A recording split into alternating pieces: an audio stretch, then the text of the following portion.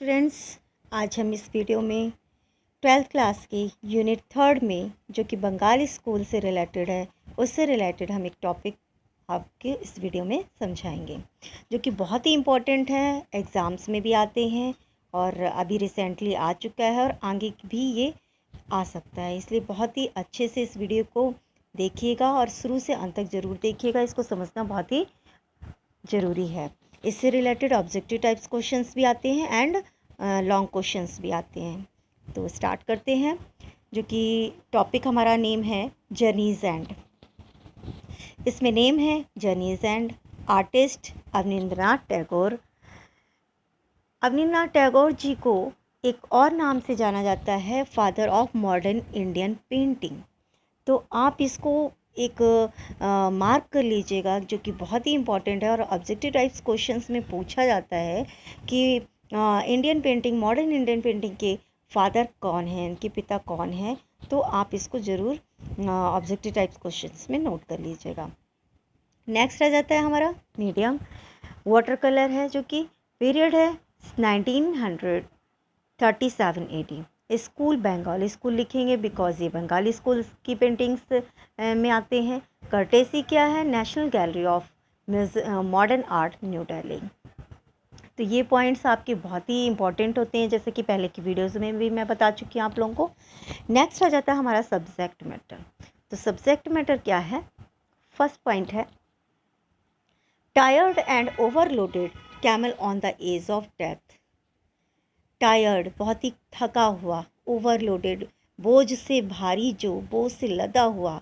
Camel जो है, ऊँट जो है, अपने अंत समय का वेट कर रहा है।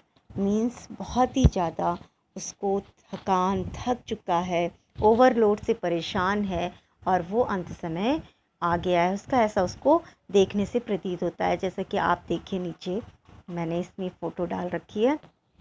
देखिए कितना थका हुआ, ओवरलोडेड बोझ लदा हुआ है इसके ऊपर और पूरा टायर्ड, बहुत बुरी तरह से थका हुआ है। इस आर्टिस्ट ने, जो आर्टिस्ट हैं इनके, अवनींद्रनाथ टैगोर जी, इन्होंने बहुत ही बेहतरीन और यूनिक पीस आइटम ये बनाया गया है। बहुत ही बेहतरीन पिक्चर जो है पेंट की है, ड्रॉ की है। सेकंड है हमारा subject matter. Artist is showing reflection of human life through this piece of art work. Artist ने इस आर्ट वर्क में जो इनका चित्रकला, जो चित्र पेंटिंग की है, ये एक बहुत ही मास्टरपीस है। इसमें इंसान की लाइफ को दिखाया गया है। बहुत ही ब्यूटीफुली तरीके से आर्टिस्ट ने इंसान की लाइफ को इस पेंटिंग के थ्रू दिखाया है। थर्ड पॉइंट है the pain and suffering of the animal can be seen in the half open eyes of the animal.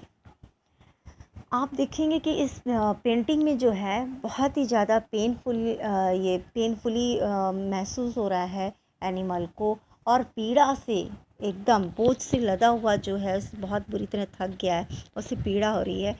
इससे पूरा फुली वो सफरिंग कर रहा है, पीड़ित है बहुत ज़्यादा। और उस जानवर को आर्टिस्ट ने, एक एनिमल को, देखिए इसकी आइज़ भी देखिए, हाफ क्लोज है और हाफ आइज़ ओपन है। तो इतने ब्यूटीफुली तरीके से इन्होंने कैमल के पेनफुल दर्द को, उसको इतना ब्यूटीफुली तरीके से समझाया है, दिखाया है अपनी पेंटिंग में। नेक्स्ट 4 पॉइंट आ जाते हैं। 4 पॉइंट में massive load on back shows the grade of master in exploiting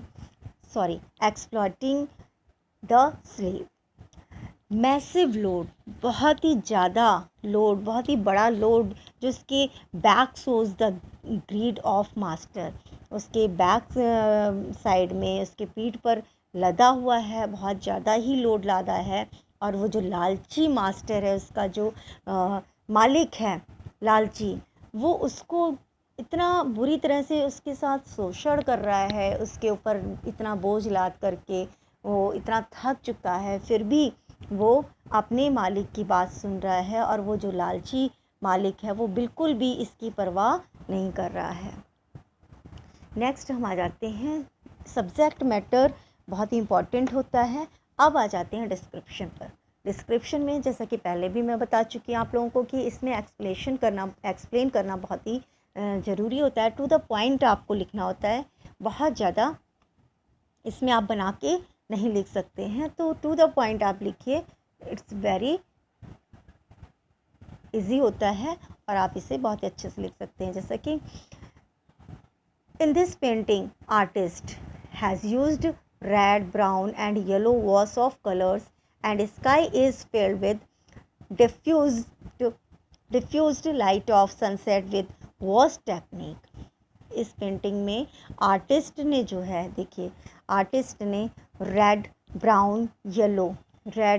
brown, and yellow का कॉम्बिनेशन किया हुआ है। बहुत ही वॉश कलर का यूज़ किया गया है, बहुत ही ब्यूटीफुली तरीके से उन्होंने यूज़ किया है। वो शेडो, वो दुख, वो हाईलाइट हो रही है। And sky is filled with diffused light of sunset, और स्काई को सनसेट की लाइट की तरह उसमें दिखाया गया है, जैसे शाम का वक्त है और वो लाइट इसमें आ रही है शाम की। देखिए ऊपर का जो सीन दिखाई दे रहा है, इसमें जो सनसेट का लुक दिखाई दे रहा है विद वॉश टेक्निक, और अपने वॉश टेक्निक के थ्रू इन्होंने बहुत ही ब्यूटीफुली तरीके से अपनी पेंटिंग में उभारा गया। इस पेंटिंग को देख के बहुत ही दुख और बहुत ही पीड़ा हो रही है कि इतना बोझ इस ऊँट पर, इस कैमल पर लाद दिया है उसके मालिक ने, और ये बिल्कुल भी बहुत ज़्यादा पीड़ित है। नेक्स्ट आ जाते हैं हम, इन दी foreground painted in darker tone of the same color to intensify the sense of pain.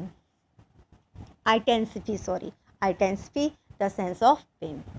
In the foreground में पेंटेड जो है डार्क कलर, डार्क टोन दिखाया गया है फोरग्राउंड में, जैसे कि ब्राउन कलर का यूज़ किया है और डार्क कलर का टोन का यूज़ किया गया है, और बहुत ही ज़्यादा तेज़ आप देखोगे इस सीन में पेनफुली जो तेज़ वो हाईलाइट हो रहा है डार्क टोन से, है ना।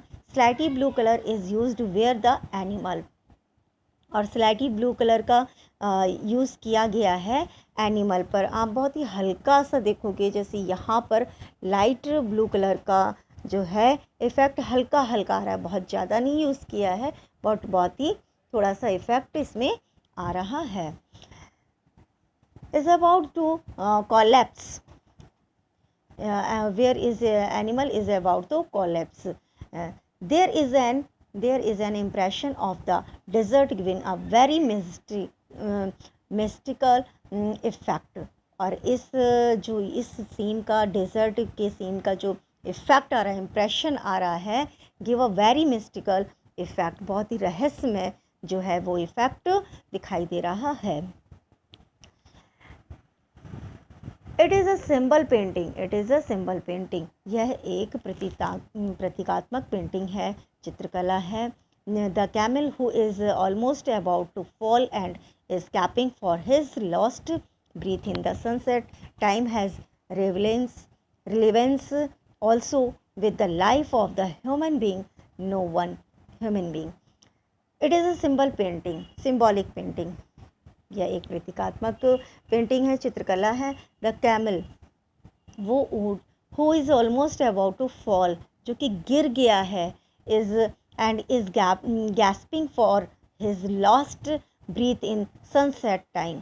आप देखोगे हैज़ रिलेवेंस ऑल्सो, सनसेट की लास्ट टाइम में देखिए आप, ऐसा प्रतीत हो रहा है कि शाम का जो वक्त है वो धीरे धीरे ढल रहा है, सन जो है धीरे धीरे डूब रहा है, उसी तरह से इसकी जो ब्रीथ है, लास्ट ब्रीथ, वो लास्ट जो सांसें हैं वो इसकी ले रहा है। ये इस तरह से इस पेंटिंग में हमें प्रतीत हो रहा है, और सभी को दिखाई दे रहा होगा कि बहुत ही ज़्यादा ये पीड़ित है ऊँट, और इसका जो मालिक है, लालची मालिक, वो इसके ऊपर बहुत ही ज़्यादा ओवरलोड डाल रहा है with the life of the human being. और ये एक इंसान के जीवन के साथ इसी तरह से होता है, और जो इंसान है वो अगर इस तरह से करेगा किसी एनिमल या किसी पर्सन के साथ, तो ये तो बहुत ही ज़्यादा सोचने वाली बात है, बहुत ही ज़्यादा बुरी चीज़ है।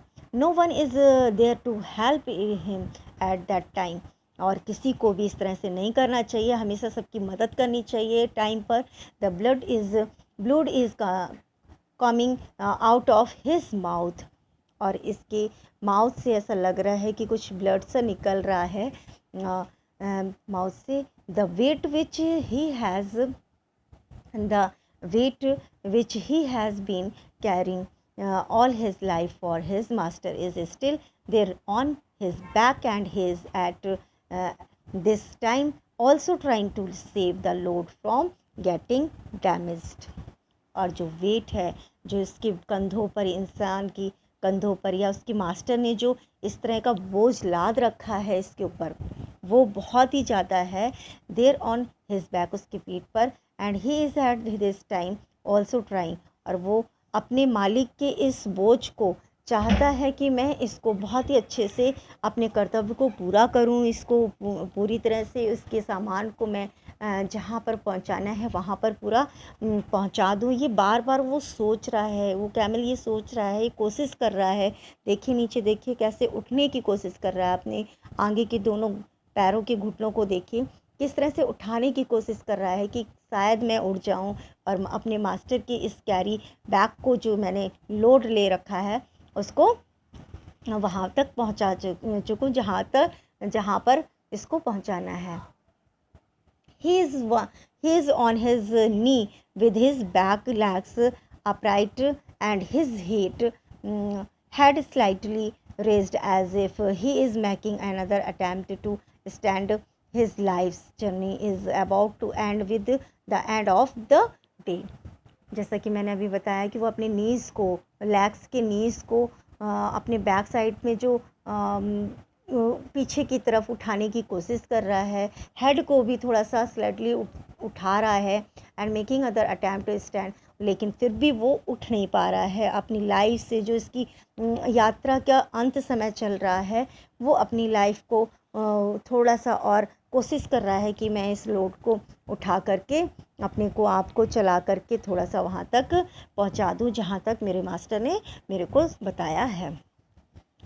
This shows the human value of the animals, और यहाँ पर इंसान की वैल्यू, इंसान जो है एनिमल की जो वैल्यू है उसको दिखा रहा है कि किस तरह से एक इंसान एनिमल के साथ ही इस तरह का बिहेव करता है। In spite of the greedy and cruel behavior of his master, the animal still selflessly loves him। और जो इस पिक्चर में जो दिखाया जा रहा है कि उसका मास्टर जो है बहुत ही चालाक है, बहुत ही क्रूअल बिहेवियर है उसका एनिमल अपने जो जानवर है एनिमल के प्रति, जानवर के प्रति स्टिल सेल्फलेसली, बहुत ही ज़्यादा सेल्फिश है, वो उसको बिल्कुल भी प्यार नहीं करता है। And wants to serve him with great responsibility till the end of his life, और जो वो चाहता है कि सर्व करना इस तरह से, उसकी जो उसको रिस्पॉन्सिबिलिटी दी गई थी इसको पहुंचाने की, वो रिस्पॉन्सिबिलिटी निभाने की पूरी कोशिश करता है, लेकिन वो उसका जो अंत समय चल रहा है कैमल का, वो उसको वहाँ तक नहीं पहुँचा पा रहा है, वो अपनी आखिरी सांसें ले रहा है। तो इस पेंटिंग में आपको एहसास हो रहा होगा कि हमें एनिमल्स के सामने क्रूरली बिहेवियर नहीं करना चाहिए, हमेशा उनके साथ क्या कहते हैं प्यार से बिहेव करना चाहिए।